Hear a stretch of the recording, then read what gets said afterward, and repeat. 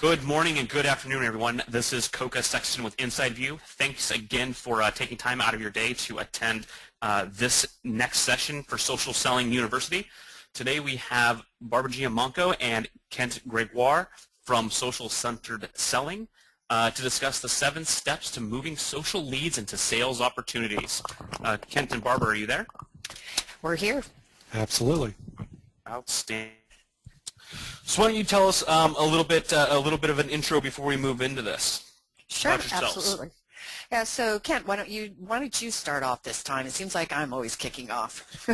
Great. Thank you. I'm Kent Gregoire, and I'm Chief Executive and Sales Strategist at Social Centered Selling. What you should know about me, for more than 20 years, I've helped organizations and sales professionals supercharge their sales efforts by incorporating training and employee performance programs.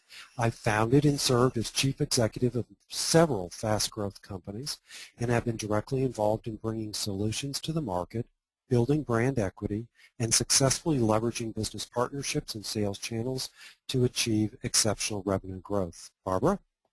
Thanks, Ken. Well, as always, it's a pleasure to be back with everyone today. I am Barb Giamonco. I am the co-author of the new Handshake Sales Meets Social Media and the president and social sales strategist here at Social Centered Selling. Try to say that quickly. And we're also part of the Social Selling University, which is blast.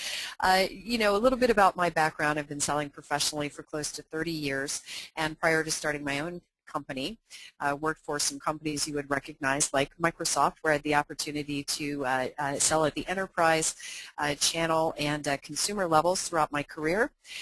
So I've had a great grasp of what's going on with sales, but also how technology really applies. And I'm a self-professed tech geek and social media maven, so I'm very excited to be back with everyone again today. So, for those of you who And it's great to have both of you. Well, thanks. You know we love hanging out with you, Coca.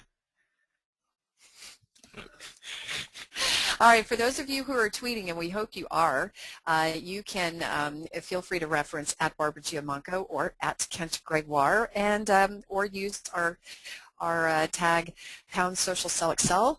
Don't forget to reference at InsideView.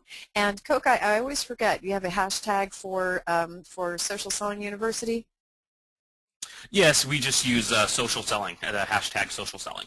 Okay, great. So as you're tweeting messages about the session today, feel free to include those so we can capture the information and be sure to reach out and say thank you. So as we kick off, Kent and I started thinking about, well, you know, we've had the opportunity to join the group for several months now, and we've talked about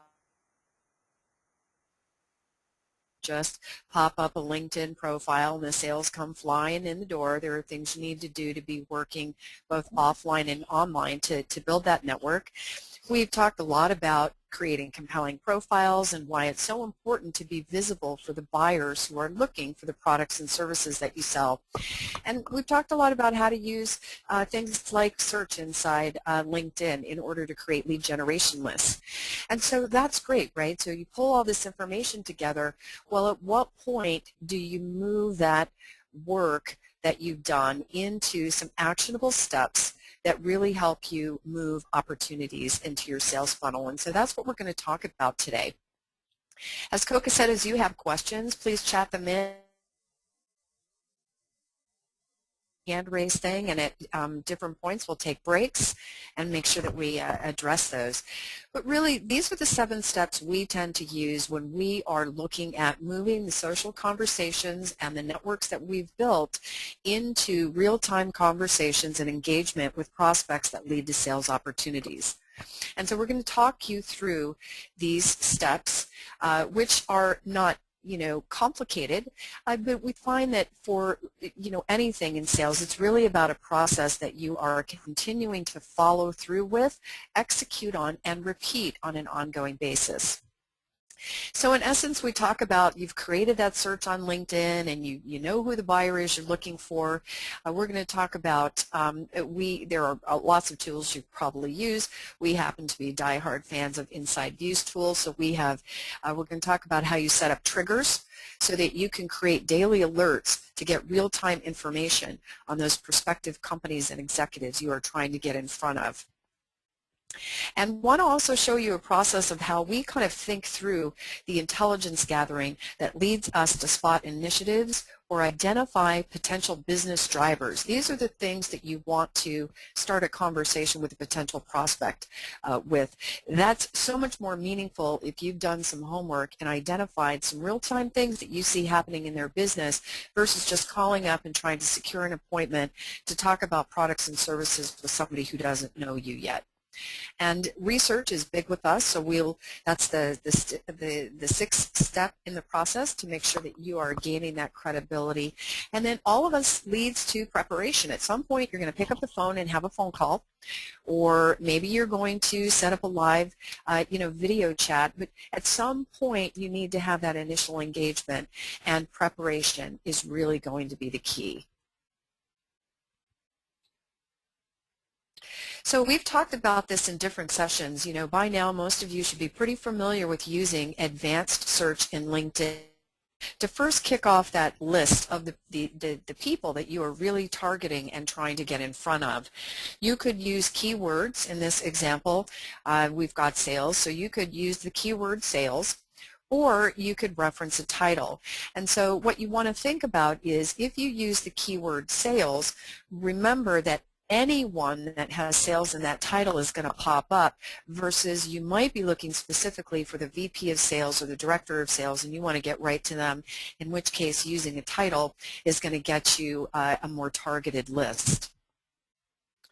And so you get these list of executives that you have the opportunity to pursue and get in front of, which is really important. And in this search that we did, it was based on first level, second level, and groups, which we find to be far more effective. Third level, you can get to them. It's a little bit tougher. Not that you shouldn't make that part of your strategy. It's just that we find the other levels are a little bit easier to work with. And then also, when you are, you've created this search, let me just go back for a second, you've created this search and you're going to then break it down and determine who are the people that you think you have, the highest likelihood of getting in front of. Who are the people that you want to call first, if you will.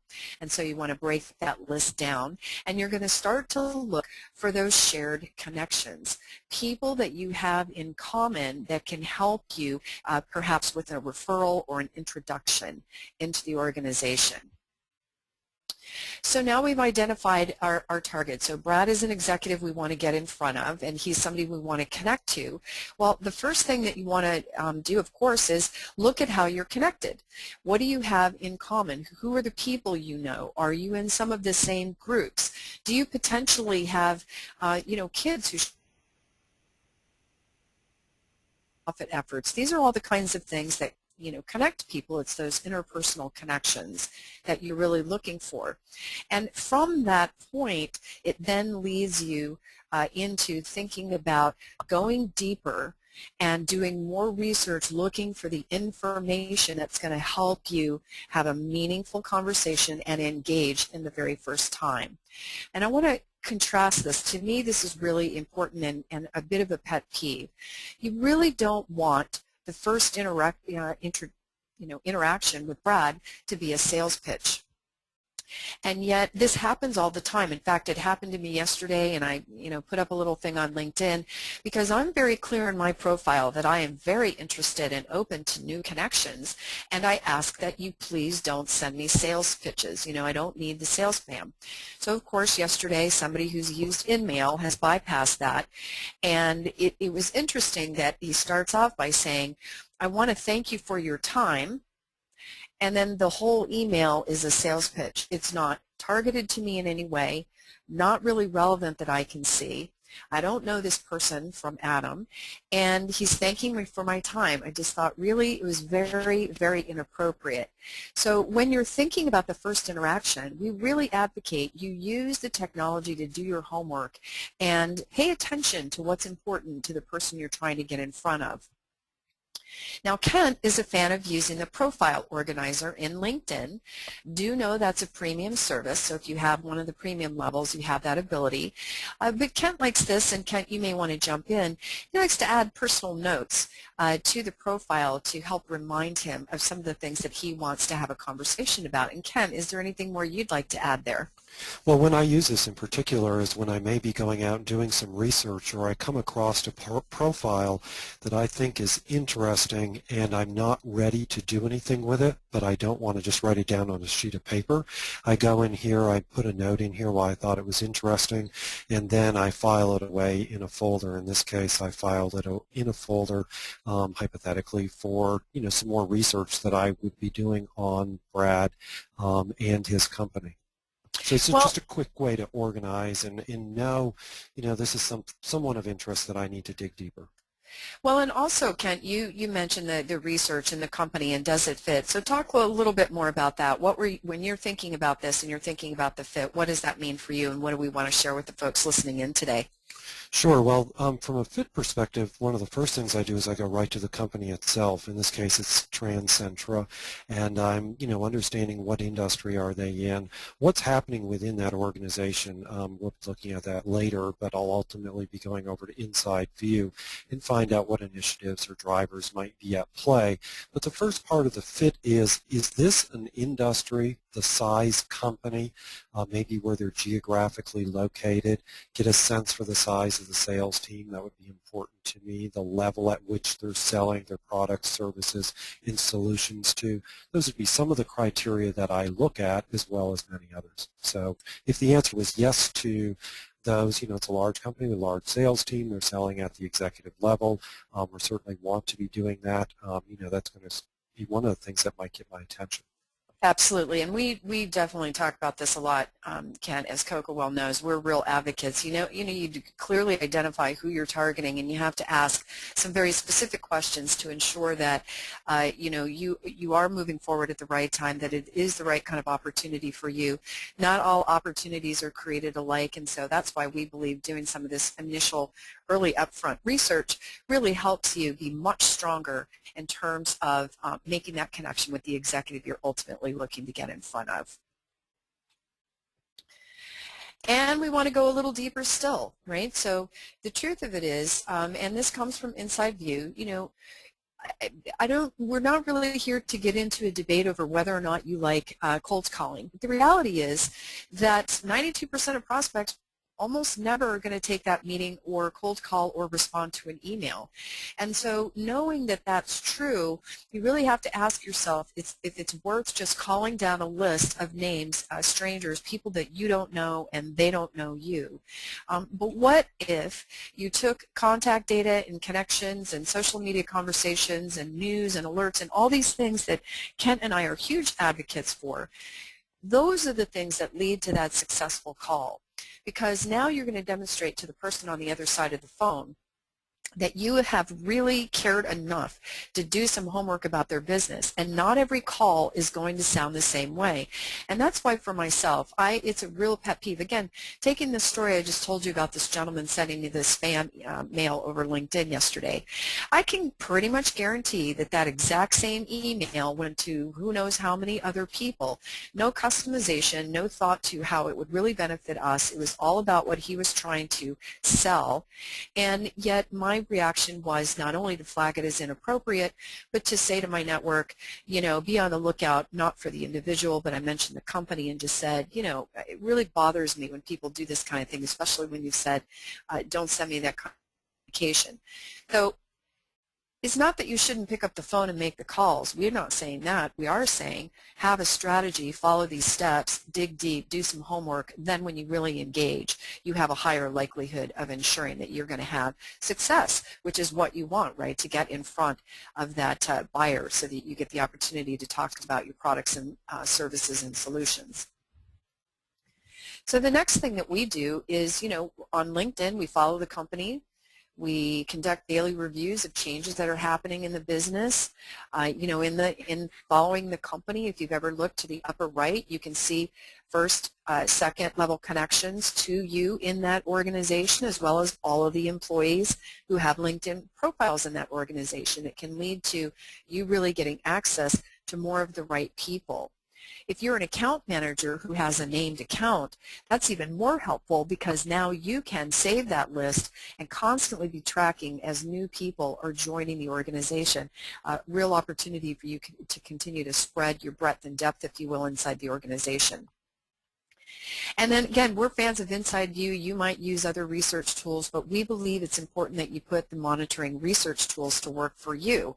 And so we follow companies and executives, and we have created agents based on topics that trigger summary watch list emails to let us quickly know when there are changes in the business that we're going to want to be aware of. I absolutely love it. Not only, because you get that real-time alert. I've got it on my phone. Imagine if something major happened, the day before I'm walking into an appointment with an executive and I can speak to that real time. That's pretty powerful, and that's what the savvy salespeople of today are all about. So we talked about that searching the companies in LinkedIn, and as you notice, I can, look at the second-degree connections to me. I can look at all the employees, and then you have a robust list of the different folks that you might want to connect with. You could search then inside this company view by title, and dig a little bit deeper and get closer to the people that you're trying to reach. And then when we jump over to InsideView, here's some of these are the agents I personally watch on behalf of companies I'm looking to target, but also on behalf of customers, because I use the tool in order to help customers learn how to do research using tools like InsideView. So they get more data about the customers they're trying to reach, and it's really powerful. And we talked a little bit about the watch list, and this essentially is what happens in InsideView when you target an organization. Let's say it's Abbott Nutrition, which is the top of this list, and you choose to follow that company, and you can actually segregate. So I have one for company watch list. I tend to watch companies who are in the sales training industry. So it gives you an ability to really pay attention, but let the technology work for you. And then as a result, you get this wonderful alert every day which sort of summarizes those companies that you're following, so it gives you a chance to get some real-time data.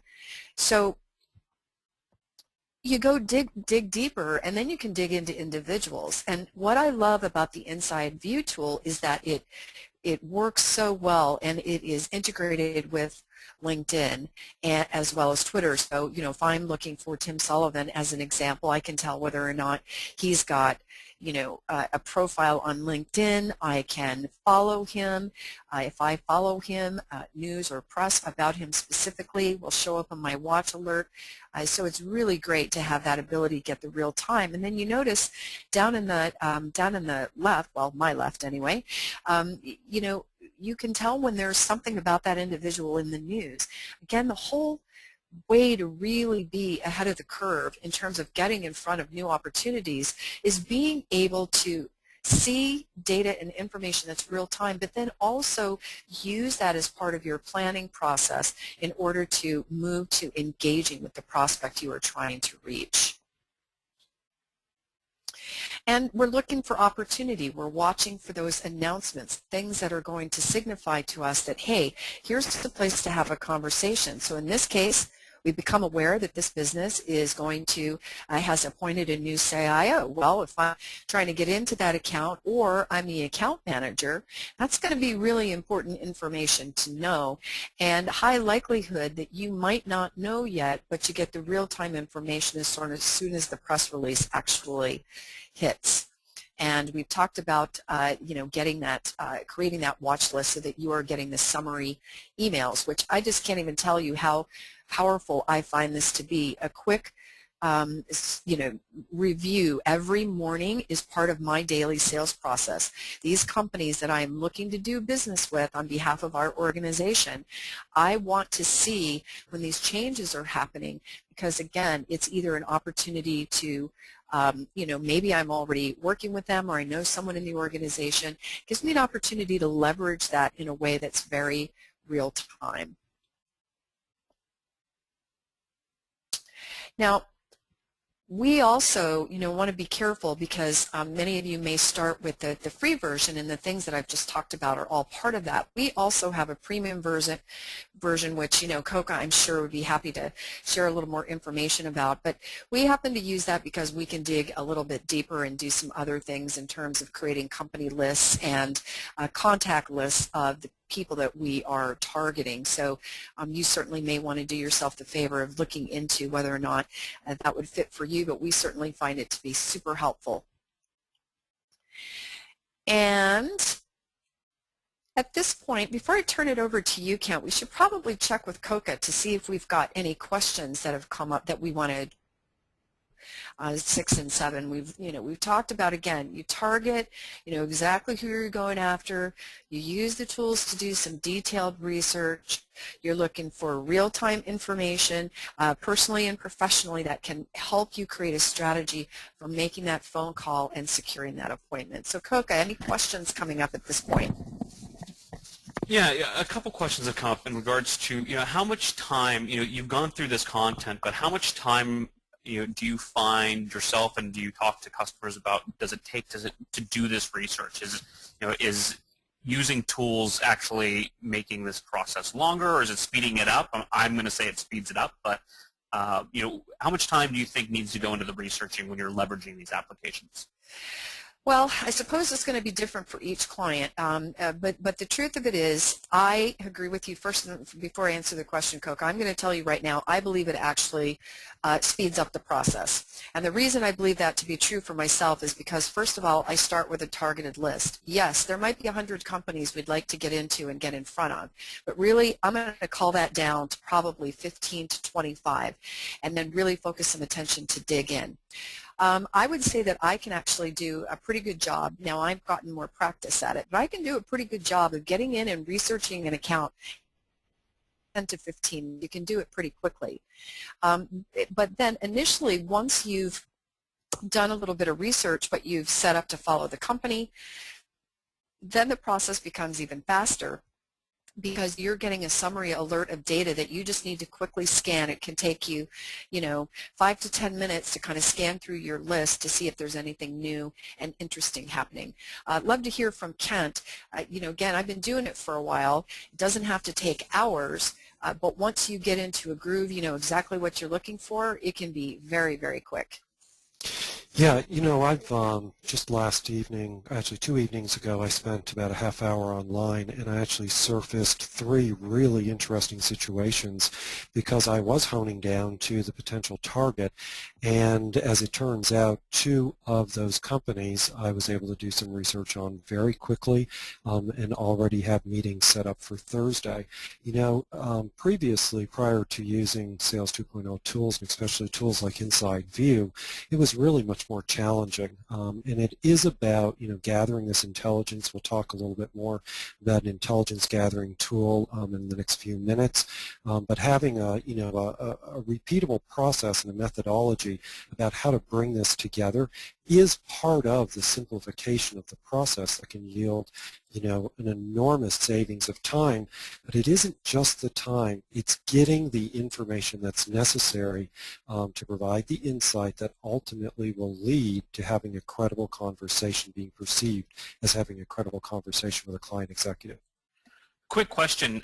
You had, when you were talking about finding the right people, and it's our kind of mantra is the right person on the right message at the right time. When it comes to the message, what do you find to be the best example of how do you reach out to these people initially with all of this information that you've been able to collect? Well, I have to admit, one of those persons that I have a meeting with, it actually happened a little easier than that. So my research actually began taking place, most of it after the fact. But merely by going to this person's LinkedIn profile, they checked me out and then decided, wow, I'm really interested in knowing what you're doing at social-centered selling. So that one got a bit easy. But, in the other, I'm really looking for what's happening in the organization, what drivers, what initiatives and drivers are taking place. There was an example Barbara showed showed earlier, although it wasn't an example of one I'm working on. But in this particular organization, I think it was Kona, there's a new CMO, and the CEO spoke about how important it was that the company raise its visibility. I don't remember quite how it was worded. New CMO raising visibility. If I'm a person from, providing a marketing solution, perhaps a social media solution around that, I'd be paying attention to that pretty quick. Yeah, Well, one of the other questions that came out was you were balancing, you were discussing LinkedIn and InsideView, and just some clarification. LinkedIn as a network is a very good place to kind of find additional information, but one of the questions was, we're talking about LinkedIn and InsideView, so, where does that line get drawn? Does one do more than the other? Obviously, I have a biased opinion about which tools, a salesperson is using, but, Barbara, how do you use both of them separately if you could, draw a line in between the two? Because people are kind of getting confused in the applications. Well, I'm sorry to confuse you all. Didn't mean to do that. Here's the thing. InsideView goes way far deeper than LinkedIn ever could. And it's one of the reasons why about 18 months ago when I got exposed to the tool, I became such a huge fan. And I mean that with all sincerity. I started building it into everything that I did with client work. And here's why. Coco's right. LinkedIn is a network, and so there's social networking going on. And yes, you've got personal profiles, and yes, you have company pages. And so you can get a fair amount of information. What you can't get, though, is, if I go to InsideView and let's say that I am targeting Cisco as an example, I'm going to be able to get a list of the top executives in the organization. I can click on their name and find out whether or not they have a LinkedIn profile. That's fine. But I find that I get a lot more depth of information about the individual. There's a lot more depth about the company, financial information, what the company does. But it's really the social media aggregation and the real-time data tracking that I find to be huge, and you cannot get that with LinkedIn. So if I'm looking to get in front of, the global sales director at Cisco, and I'm on InsideView, I can follow that executive in that company so that I'm immediately alerted to changes that are happening. And so I find that they work very well together, and so I may start with with LinkedIn because I want to make sure I'm gathering other information, personal. I want to know what kind of groups they're in. You get a little more information about personal interests and that sort of thing, and then from there I'm quickly moving right over to InsideView to go deeper. So for me, it's kind of a 1-2 punch, and they go together. Yeah, and one of the questions that came up based on that conversation was, how does InsideView or a product like InsideView compare to something like Google Alerts? And I'll answer that. As a salesperson before InsideView was invented, and I was doing all of this research with 15 tabs open in my browser to be the sales guy to get the research to make the call. Yep. I learned to leverage Google Alerts by typing in keywords and all this other stuff and getting emails to me. The problem with Google Alerts is that there's just too much. Anytime something is mentioned, you're getting alerted to all of this. Whereas, using a sales intelligence application, there's some back-end intelligence that is logically going through all of that stuff that Google and other places would find, and then presenting the most relevant information as opposed to just getting a fire hose of information. Well, and that's a great way to put it, and that's exactly why when you go in and you set up alerts, you pick those topics that are going to be most relevant for your business or the prospects you're trying to get into, and you're right, it calls that down for you, because I did the same thing, Coca. I still have 2 Google alerts set, one on my name and one on some generic industry topics, because that was the way it was done, right, for the longest time until we had sales intelligence tools like the InsideView product. So I'm glad people asked the question, because to me, you get a lot from both, but you really get a deep dive when you use the InsideView tool. And honestly, folks, they're not paying us for this. I mean, people know me and have known me for a long time now. I've been using this avidly as part of my own sales process, and so I really, really like the tool. And Coco, one other question you mentioned earlier, somebody had asked, well, and Ken talked about it, and I wanted to expand on that. You're looking for those, can you tell a story about, information that you saw that led to a conversation. Well, yes, and I actually just, not only for myself, but I just helped a client do that. There's tracking a company they're looking to get into. I know the titles of the organization that they're trying to reach.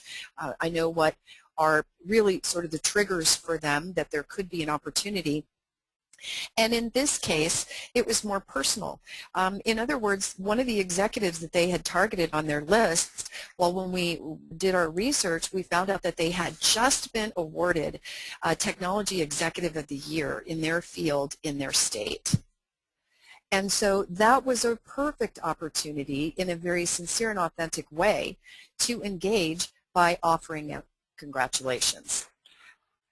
Okay, and so that was kind of the starting point. They also had read about data center expansion, and so this executive was responsible for that, and how is that going? And this led to a nice initial conversation.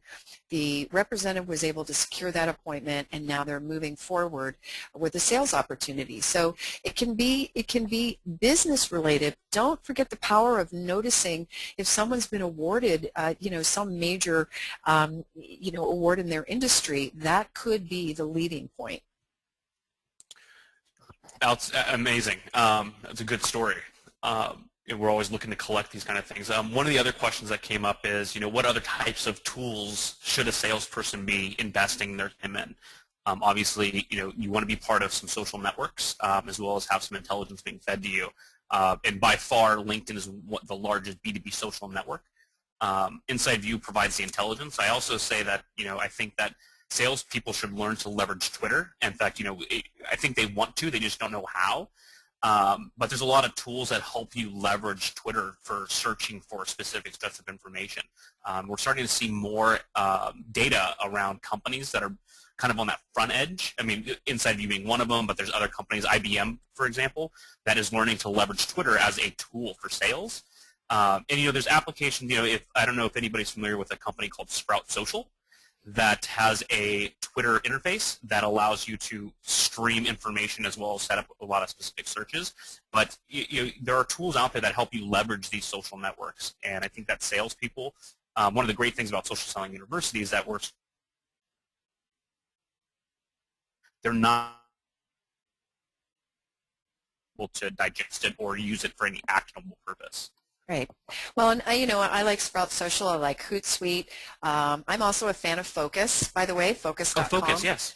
Yeah, which is another wonderful place for you to be able to have, visibility and build your brand and credibility by weighing in on questions. A lot of great learning that's being shared there as well. So I have met people on Focus that when we began networking and then we connected on LinkedIn.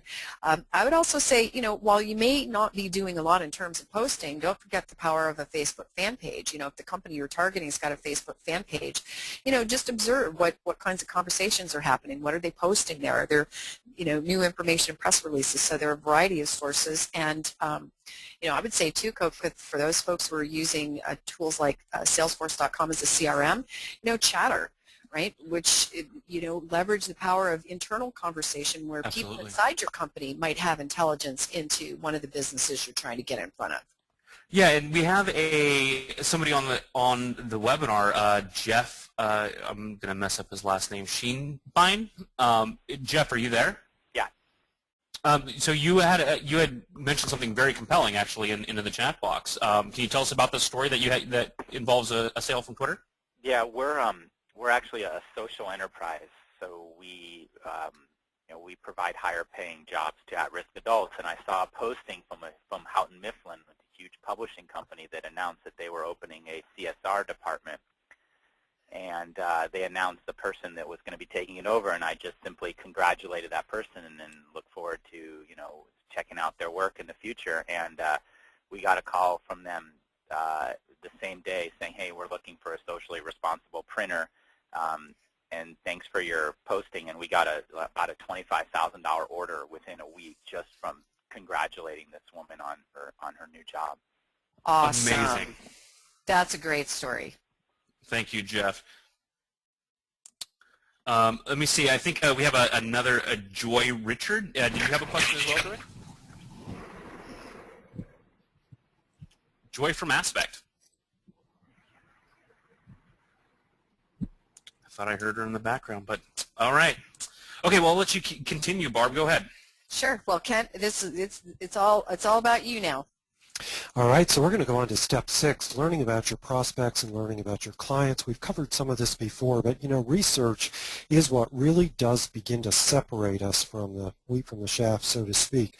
Research is one of the ways in which we can draw that insight, be able to demonstrate that we've done our homework to build credibility with client executives, especially both through the social conversation as well as the importance during real-time conversations.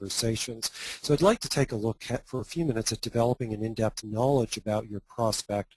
In the 3 primary areas are, really make sure you understand your client's industry. What's happening in their industry? Are there shifts that are taking place? Are there competitive pressures?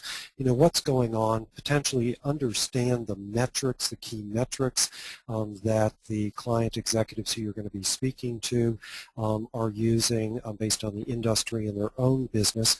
And, we've talked a little bit about your client's company or your prospective client's company. Understand those key business drivers, perhaps uncover some initiatives so that you have the ability to suggest new ideas and some solutions that will dramatically increase that credibility and the likelihood that that executive will want to set a meeting with you. And then at the client executive, where we've been spending a lot of our time, and certainly LinkedIn is one of the areas we're doing that, and then keeping updated through InsideView as changes occur are pretty powerful. And understanding what's going on in the client executive's world, where have they been successful in the past, might indicate that they're going to be, responsible for new initiatives or which initiatives they might be responsible for and relevant for. And then understanding when you meet with a client executive, I actually think some of the most powerful things we can do is get to know who their clients are, not just who they are, but why do they do business with the company, and why is that relationship important on both sides, as well as what are the competitive advantages that your client executive's company has versus the competition. That can be pretty important. And then I want to take a look at having that understanding, and that's all the source is from the book Selling to the C-Suite. It was a very dear friend of ours. I want to take a look at the next slide, Barbara, for me on, kind of some examples of different tools. We certainly have been talking about these, but your prospects industry, boy, there are a lot of different places you can go and get this. But if you're kind of at a loss, begin with business.com. It's a great place to go. Your client's company, well, Social-Centered Selling chooses for many reasons to use InsideView, and it's working very well for us. Find that source that's going to give you, the intelligence that you need around the client's company. And then you've already heard we're advocates of LinkedIn. There are certainly other B2B social networking platforms. I know they work well. I have a hard time finding something working better than the simplicity of LinkedIn, and it's certainly growing pretty rapidly. So, take these shortcuts and go and do the learning that you need on the prospects and the clients in which you're serving. Barbara, next slide for me. So some of the step 6, research leads to insight, and I think that's what's really important. When we're doing research, it's not just about information, but what insight can we glean from the tool. Right here, we're looking at a company that, Coney Solutions, we saw that before. If this is a company of interest up on the top right, we certainly want to follow the company, but we're also, I was curious in this particular situation, who on LinkedIn might I have some connections with in this company. Although this is an example, not somebody I'm pursuing, I decided to go over there. And on the next slide, you'll discover that, in fact, I did have some people who are related to this organization. I actually went through them. But this gentleman, Peter, was a particular interest because he's Vice President of Marketing. As you may recall in the prior example, this is where a new CMO was hired. And as it turns out, I know one person who's connected to him. What I might do here, I'm not so much talking about the network work. What I'm talking about is research. One of the ways I like to do research is to speak with others who are either inside the organization or connected with the organization, maybe doing business with them, and really do my intelligence gathering that way. I find that sometimes you get some really current information, you hear things differently, and you begin to understand who might be potentially some of your advocates internally. So you can see we're spending a lot of time on research. And then on the next slide, what we're going to be doing is really understanding, this is great. We've got all these steps out here, but there's a lot of information. How do I manage all of this? I know a conversation came up earlier about, Google alerts. One of the things that reminded me of is it's great we get all these Google alerts, but what do we do with them? How do we pull them together and make sense of them? And certainly within InsideView, we're able to do that in other similar tools. But at some point, there's a lot of different data points and a lot of places to collect information, phone calls, Sales 2.0 tools, networking tools, and the list goes on. So one of the things that we've started doing, and it's an idea for you, but certainly it's something that we're providing to our clients, is a pretty robust tool set that guides salespeople specifically on how to do the research, these steps and a lot more, digging much deeper. And this research is important to today's buyer.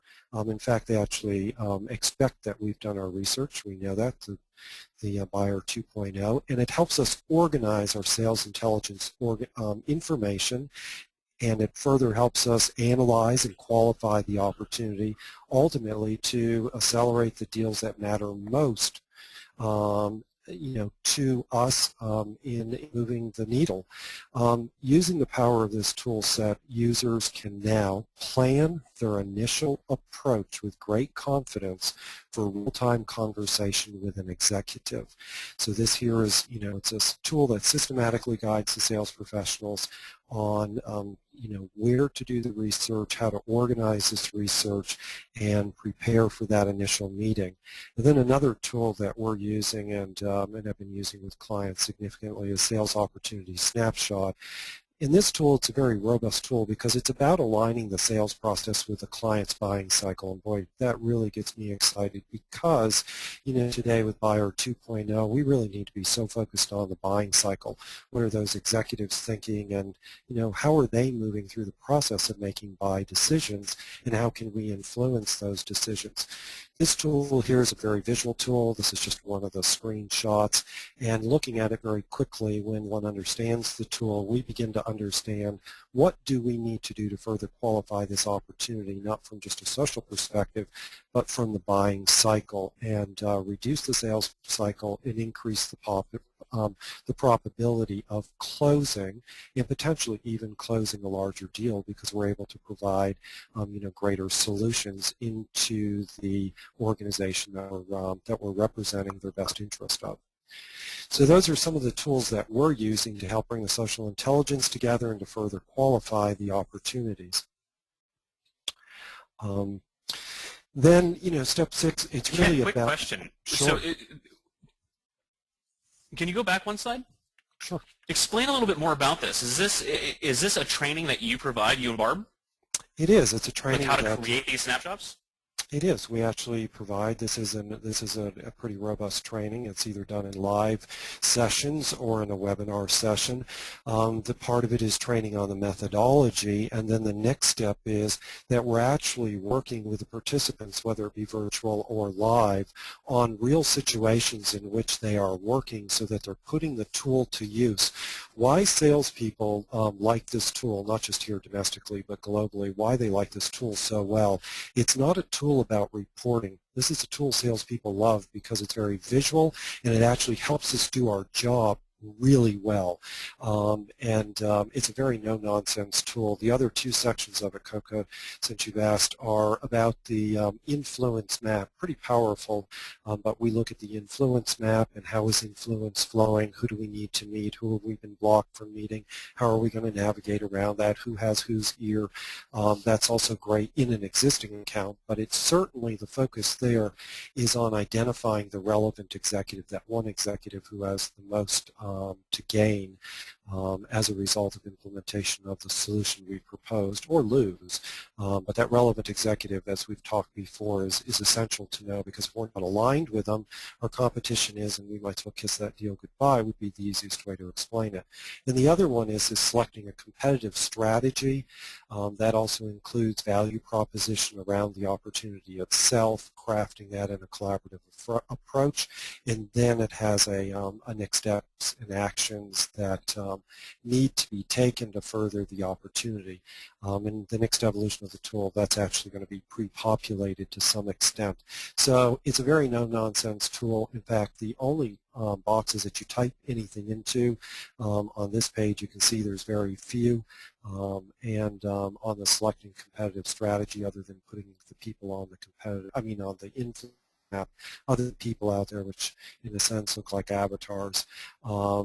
There's really no typing, just click a few buttons, and selecting a competitive strategy, again, pretty minor. But it's one place to be able to go, and sales managers love it, and other executives in companies, because they can quickly look at this when they're going out to support a sales professional in the field.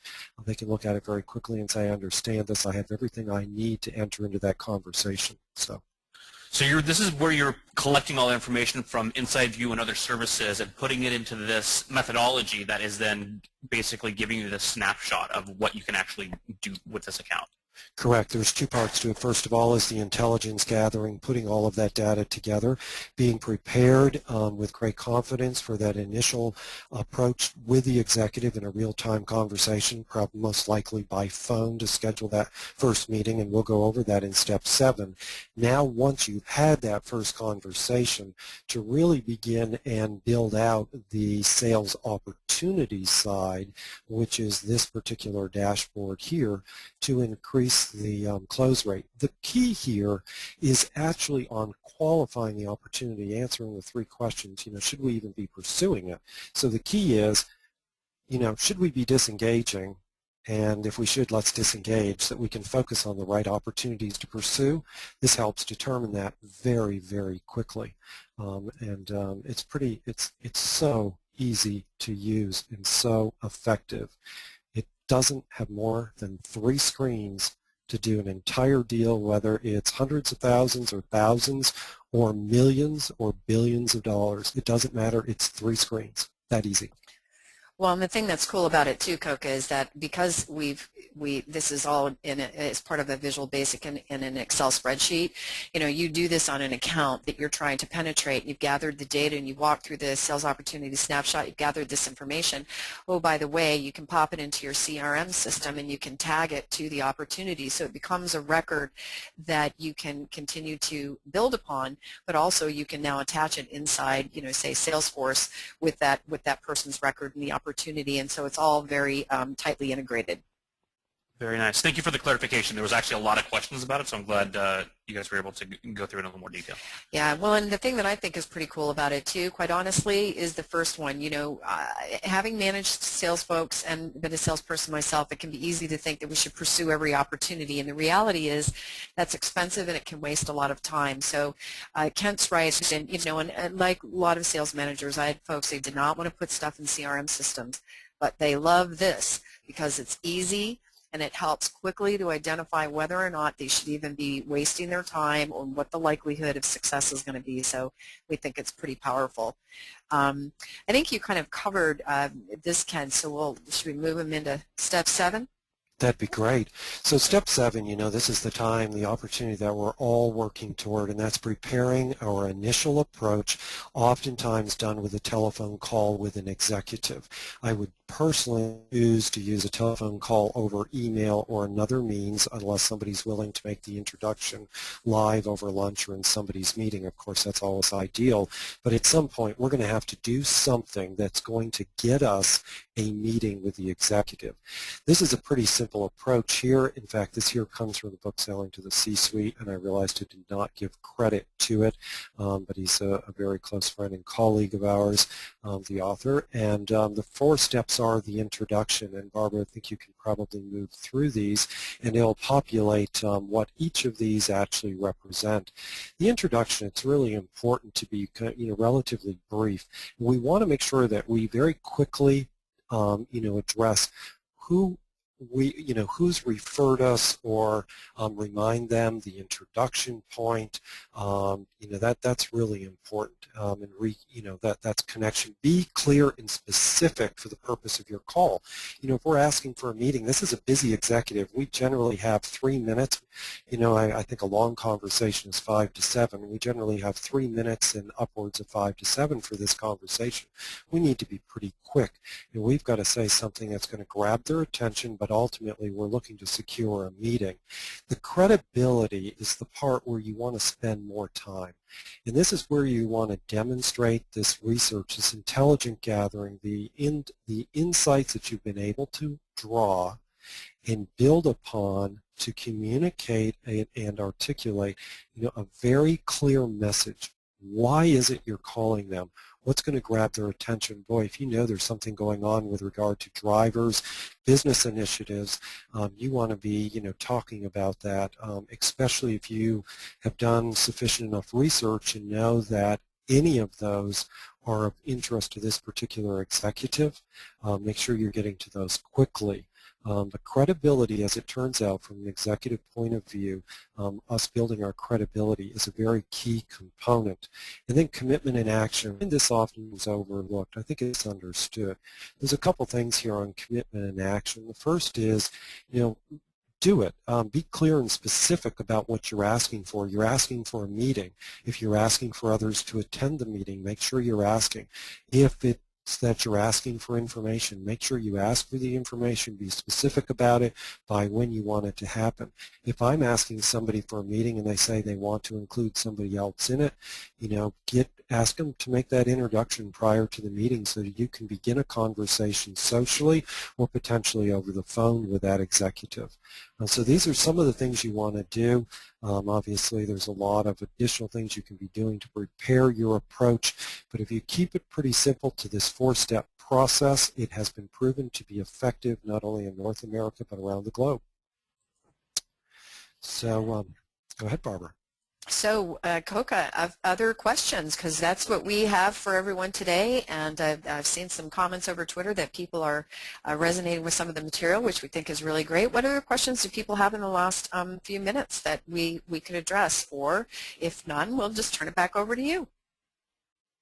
One question. I know that you deal with a lot of high-tech companies, but one of the questions that came out was in regards to, do you think that this methodology or this process will work within sales within like a government entity, like the federal government?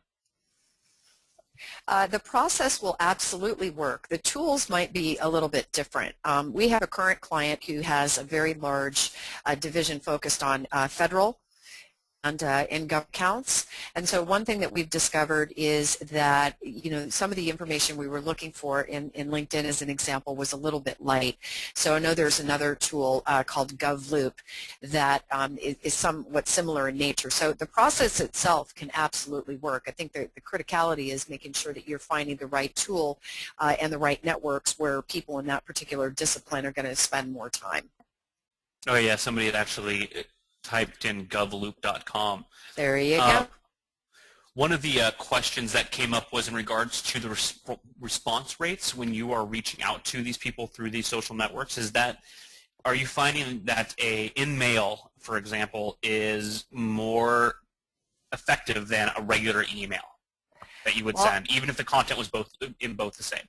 Well, I'll let Kent give you his perspective on this, but Coca, my perspective is I don't start the first communication with an in-mail or an email.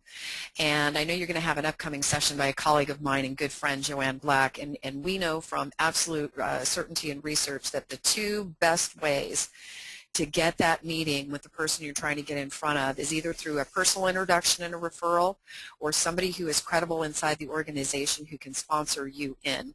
Now, I've heard people say that they get more success with in-mail, and maybe they do, what, I told that story of the guy who spammed me yesterday, and he used InMail, so he didn't have any success with me. So if you're going to use It's the content. it's the content and it's the approach that you're taking. If you're just using it as a vehicle to get your sales pitch in front of them in a different way, then I think you're way off the mark. And should you be leaving voicemails when you're contacting these people? What do you feel about that? You know, I hear a lot of bit of conversation. People say, oh, no, don't leave a voicemail and keep calling back. Well, you know, with caller ID, come on, they know. I think it's a professional. When you make a phone call, it's professional and it's a courtesy to leave your name, you know, briefly while you're calling. And, you know, if you've followed the approach that Kent has just laid out for you and you're quick to the point and you're making clear what your request is, you probably have a pretty good likelihood that the call may be returned. But then again, I find, Coca, that I get more response, again, through the introductions, so using all this information to start a conversation, but also looking for other people who know them who can help you kind of pave the way. And is there a better time of day or better time of week where, you know, if you're trying to get in front of that C-level executive that you find to be most effective? I know there's a lot of stuff out there about, you know, call them, you know, later in the week because things are starting to slow down, or certain times of the day. What is your experience with that? Ken, I have a thought, but I'd like to give you an opportunity. Well, you know, I think that it really does depend upon the industry and the title to some extent, so you have to be aware of what their life might be like. Are they likely to be on the road traveling a lot? And if they are, you know, look at how to work around that. I'm actually going to tell a story, and although it's not a phone call, it's a really interesting thing, and it's always made me think about the best time to call senior level executives, especially if you're selling into companies where they may be privately owned, and you're calling pretty high up on the ladder. Most of those senior level executives are actually in very early in the morning in the summertime, so I see a seasonal swing. My story is that early in my career I went to represent a large international company, its products and solutions, and I actually chose to call people starting at 5:30 in the morning. I was told that because I was starting in the summer, I was going to have a real time actually succeeding. As it turned out, in a company with thousands of salespeople, in the first 5 years in their career, I was #1 that year, and it's because I got through to those executives before they got out on the golf course, they went golfing, they were in their office, and you can get through the switchboard. You know, that's my story, but the bottom line is I think people have to really begin to try and track what's working, because what works for one is not always going to work for another. I agree with that. My friend Renee Walkup would say Friday afternoon is a great time to get people. You know, we've traditionally been sort of trained to think that Friday afternoon, you know, people are leaving the office, but she has great success with getting in front of the people that she wants because things are winding down, it's quieting down, and they happen to be at their desk, and they'll pick up the phone. One of the things that I believe it's Jill Conrath, I hope I'm not misquoting her here, is that with most executives, because we are so busy as a culture professionally now, that calling somebody for that initial phone call just to get them on the phone within 15 minutes of the new hour is usually your best time to get them, because that's when they're going from one meeting to another. Ah. And most people are running around all day from meeting to meeting, especially these executives. So calling them 15 minutes before the hour, you have a higher chance of them actually picking up the phone. That makes sense. It does. It does. So let me look here, see if there's any additional questions. There are some questions about the slides. Actually, letters, the old-fashioned like snail mail, is that still good? Well, I don't do letters necessarily, but I do something that's maybe a little old-fashioned. I still scan the business pages, and you know we've got the Atlanta Business Chronicle here, and I still go through the pages and I look to see if there are interesting articles about you know, industry-specific stuff that our clients might be interested in, because we do serve a number of different industries. You know, I watch to see if some of the people I'm trying to get in front of have maybe been mentioned in the press, and so you know it doesn't really every week. I probably probably end up clipping out one or two things, whether it's for current customers or people I'm trying to get in front of. I've got one sitting on my desk right now where I clip it out and I write a little handwritten note in a note card and I send it off. And guess what? People really love that.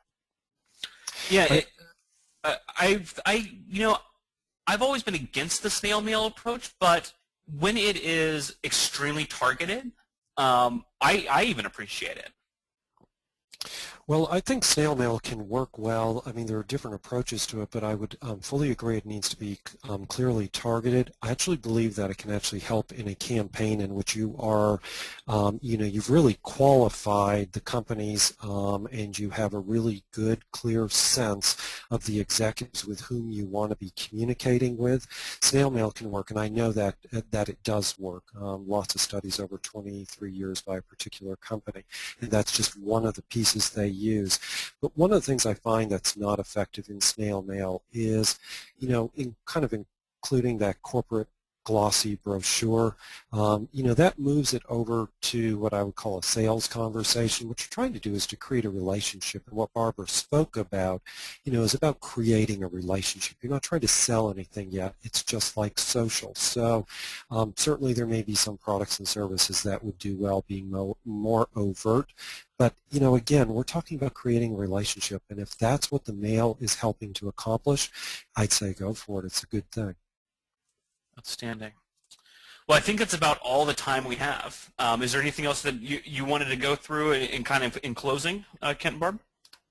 Well, I mean, I think I'll just, say briefly that there's no easy like magic bullet. It takes a little bit of work, and it takes some consistency, and it takes following a process. And the process we've laid out is really pretty straightforward and simple, but it does work. We know in the work that we do in bringing in business to our own company, but as well as the work that we do with clients. So, I'd say use a process, use it diligently, and think differently about how you're approaching people. Will it feel like it's taking a little more time initially on the front end? It will, but when you start getting those success stories and you see how much more quickly you get in front of opportunities and get those meetings so much faster than you were able to do previously, you'll really, I think you'll become a real fan and a believer. And Ken, I'm not sure what you would like to share as far as that goes, but we'd certainly love to chat with you about what we do. Follow us on LinkedIn, join us on our Facebook fan page, and as always, Coca, really appreciate the opportunity to be here. Yeah, I appreciate you. Great, thank you. The only thing I would add is if you have an interest in a particular topic, as you try to connect with us or want to communicate with us, let us know what you'd like us to dig deeper into, or a particular topic that's going to be of great relevancy to you. We've got some great ideas already, but like to hear more. Thank you. Outstanding. And yeah, on that note, we are taking, as everybody kind of gets out of the webinar today, there's going to be a brief survey, just basically, what did you think about this content, and do you have any recommendations for future content?